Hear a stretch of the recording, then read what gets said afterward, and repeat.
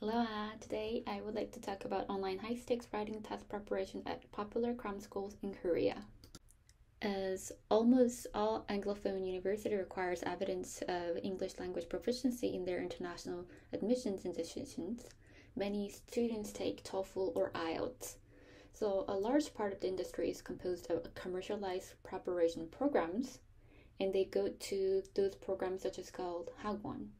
However, the effectiveness of their performance and their gap between the test scores and academic performance in their college has been questioned. Like many other test takers, many Korean test takers attend commercialized cram school called Hagwon. And the Hagwon is more lucrative than it appears at the glance because they also offer face-to-face courses as well as asynchronous online courses. So many students are engaged in Hagwon-based test preparation than it might seem at first glance. So Korea's ingang market, ingang refers to the online courses, is estimated as 1.2 billion. Although there's a big market there, there's a positive research that directly investigated such courses. In this presentation, the test preparation defined by MESIC will be categorized into three. Type 1 test preparation refers to improving construct relevant aspect of language ability, such as improving reading ability. Type 2 test preparation refers to reducing construct relevant interferences, such as reducing anxiety. Type 3 test preparation refers to enhancing construct irrelevant test taking skills, such as memorizing model answers. So, how is TOEFL preparation in South Korea? Overall, the impact of test preparation remains controversial. And as we all know, the TOEFL prompts intensive test preparation.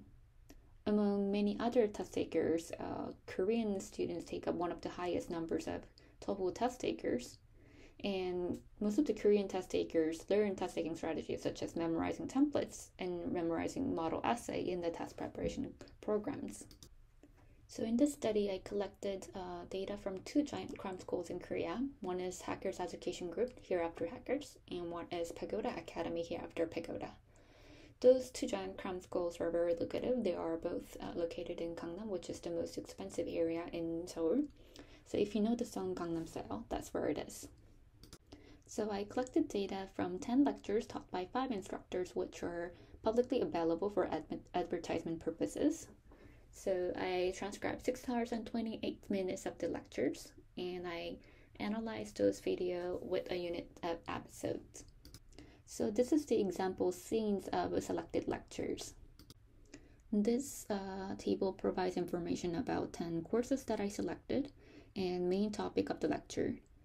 So for Pagoda, they also offer orientation lectures, which gives an overview of the whole courses.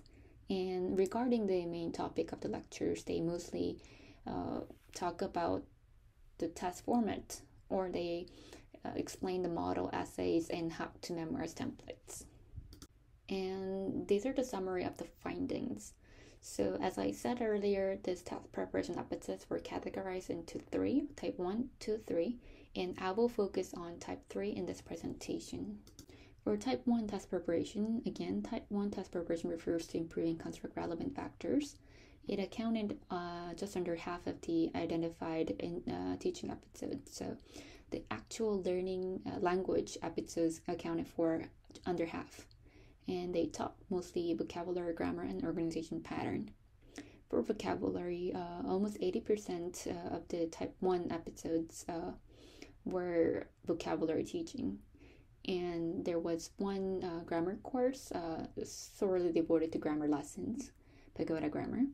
And other courses, even though grammar was not the focus of the lectures, they taught grammars incidentally. So especially articles and prepositions have been known to be a very difficult grammar elements that can for Korean learners of English, so they were often taught. Finally, organization patterns.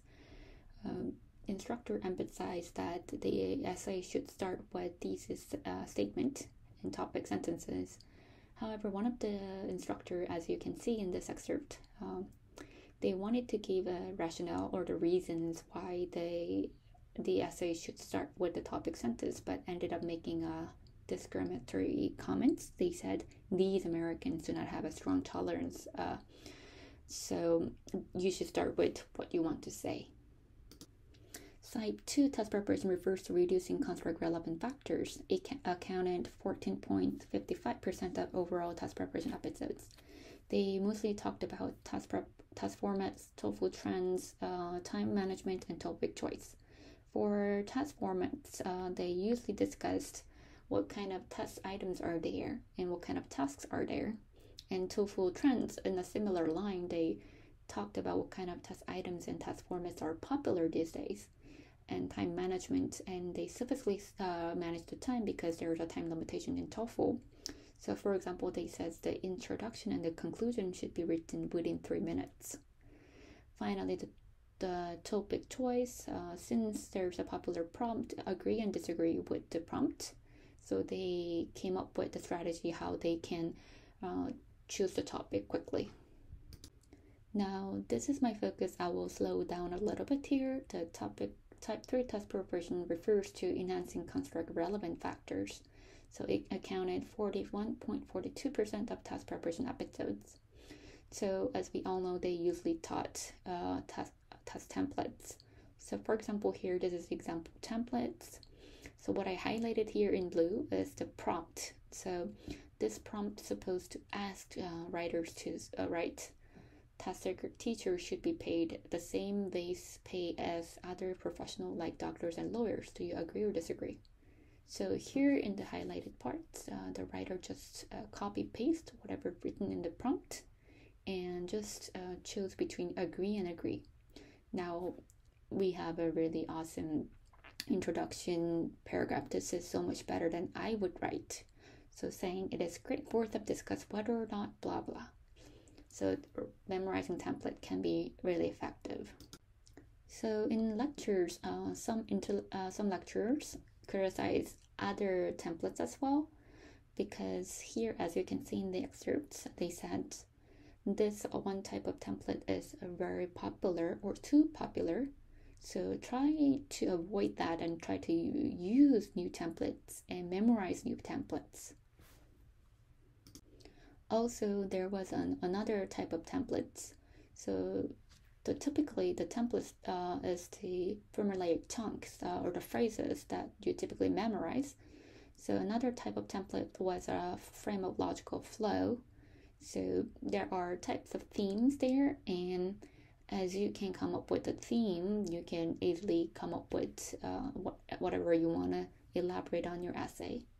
So here in the instructors, as you can see in the Korean part as well, the instructor literally said cheating keys, which is not a really good word to use in the language learning courses.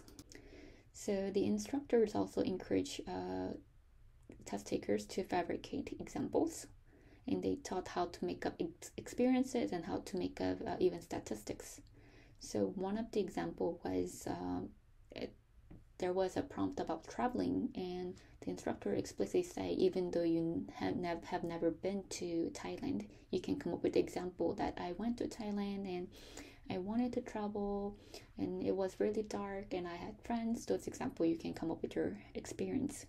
Here, what you see in this excerpt 4 is that they're making up the statistics, and the instructor is literally saying, since we're making this app, and also at the end, they came up with the Hypothetical Research Institute, which is DS, and on the bottom, they're saying we're adding some credibility, and let's say the most well-known research centers in South Korea.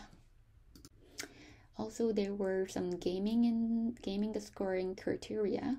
So some of the instructors says not to write more than 2 body paragraphs to avoid off topic. So they said also conclusion does not matter that much in getting a high score. They also offer cramming tips.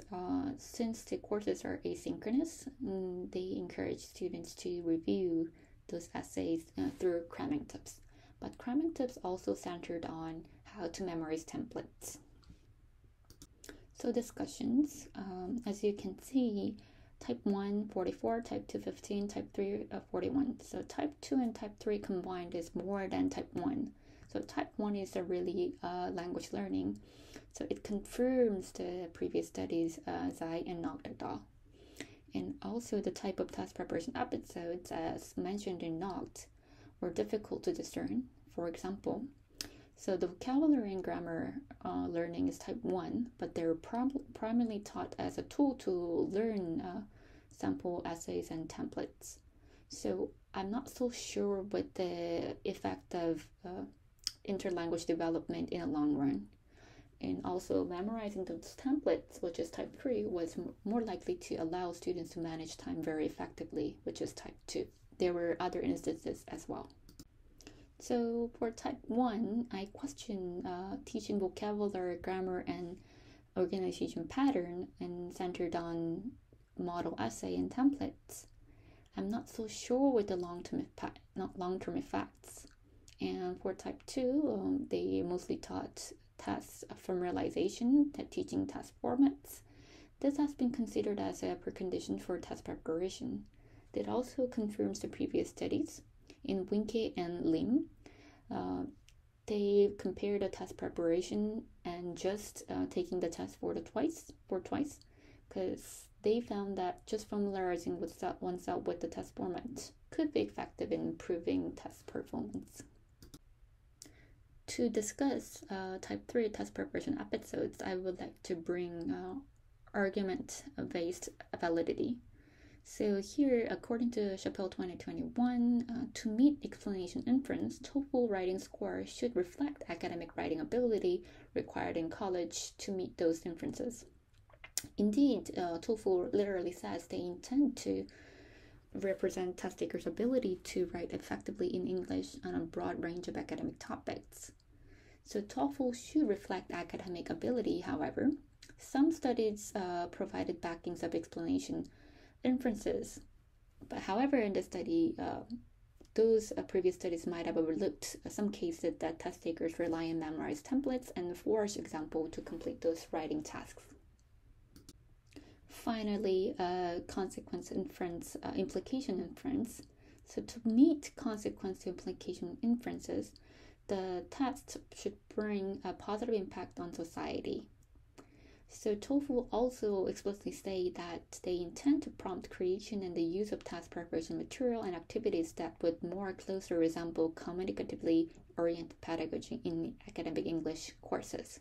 So which means that TOEFL intends to be communicative and intends to be beneficial to the society. However, the test preparation episodes centered on teaching templates and making fictional examples seems far from communicative pedagogy, and maybe there's a risk for promoting plagiarism. So, furthermore, it might not be fair for all test takers or beneficial, because not all the test takers can afford these test preparation courses. Also, additional finding is that they taught more independent tasks than integrated tasks. So some say independent task and integrated task have different aspects or evaluate different aspects of language. So the Cram schools, their argument was independent tasks are basic, more difficult. That's why they're teaching more independent tasks. However, according to Kim 2017, independent tasks are more predictable than integrated tasks. So teaching independent tasks could be their best bet to gain a high score. In conclusion, in order to increase test scores, commercialized cram schools often appears to focus on construct irrelevant factors rather than construct relevant factors. Considering time, money, and effort invested in test preparation, this impact on the test-taking community and society is not negligible. Therefore, in this study, I would like to urge the stakeholders of the test takers and standardized tests to revisit the explanation and consequence implication inferences of test validity. These are my references. Thank you for listening.